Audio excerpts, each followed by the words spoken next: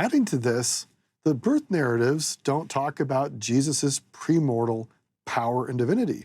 If you continue in these verses, we have the same, the Logos was in the beginning with God. All things were made by him, and without him was not anything made that was made. That's incredible. So adding to what we know about Jesus being born in the flesh, we now get this brand new perspective. Now imagine if you'd never had access to the Gospel of John or the restored gospel, you wouldn't know about Jesus's premortal divinity. John provides that for us. And it's so expansive. In him was life, and the life was the light of men. And the light shineth in darkness, and the darkness comprehendeth it not. I had a really good friend when I went to Yale Divinity School.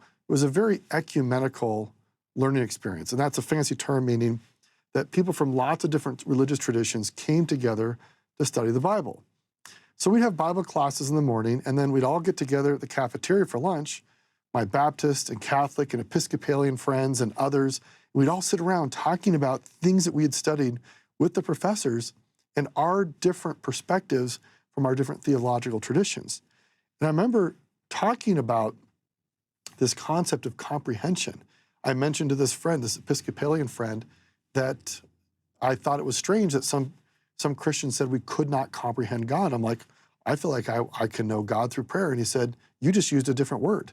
Like, what are you talking about? He said, comprehend and know are different words. They have similar meanings in some context, but comprehend is like a container that holds something. To use a simple example, imagine a container that you might put food into and put into a refrigerator. That's what comprehend means. It means to be able to wrap your arms around and contain. And what this is saying here is that God himself cannot be contained by anything. Sure, we can know God. And my friend said, I believe I can know God as well. I just can't comprehend him. I cannot limit God. I cannot put him in a box. And that's what we get from John, that Jesus is the light. And the darkness is out there, but the darkness does not create the boundaries for the light. The darkness does not create a box for the light. The darkness does not comprehend or contain or limit the light. Darkness is simply the absence of light. Very powerful concept. So in your life, you too can experience more life, and it's expansive. The darkness does not have to define your life. Instead, our lives are comprehended and defined and bounded by the light of Jesus Christ. That's a powerful insight when you look at these words that John is using to help us better understand who Jesus is. So you'll notice we've already used the word, logos. He's used the word, he is the life. Now he's going to keep referring to the word or to Jesus as the light. And as Taylor described here, this light, notice he didn't say in verse 5, and the word and Jesus shines. He just refers to him by these symbols. The light shineth in the darkness.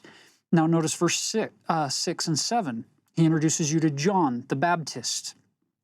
The same came for a witness, to bear witness of the light, that all men through him might believe. He was not that light, but was sent to bear witness of that light. You'll notice the King James translators have capitalized it every single time because it's referring to deity. He's a God. Before he was born, he was already a God, which adds to our understanding of the great condescension of Jesus Christ coming to the earth. And then he takes it one step further, verse 9. That was the true light, which lighteth every man that cometh into the world.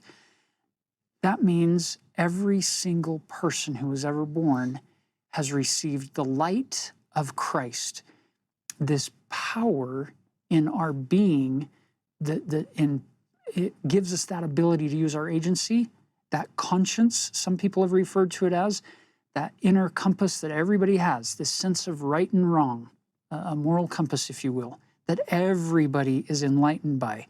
And I have had the privilege of meeting a lot of people throughout the world, and I'm always fascinated that I can see the light of Christ in people's eyes, that God is infused in his creation and in his children everywhere. And we're going to remember this large planet with billions of people. They all chose to come here just like you did. They all kept their first estate. They all chose Jesus. Some have remembered better than others. This is beautiful to remind ourselves that Christ is with everybody. Sometimes they don't see it. Sometimes they don't feel it. And we have been invited, like John did, to witness of the light, to help people feel and see the light that is there and to open the windows of their soul to experience even more of it. Which I love the words from the song in Les Miserables that says, to love another person is to see the face of God. It's this idea of being able to recognize that light in other people as you're talking here. And you don't see that when you're contending or fighting or at war. You see that when you learn to love them. You can see that light reflected.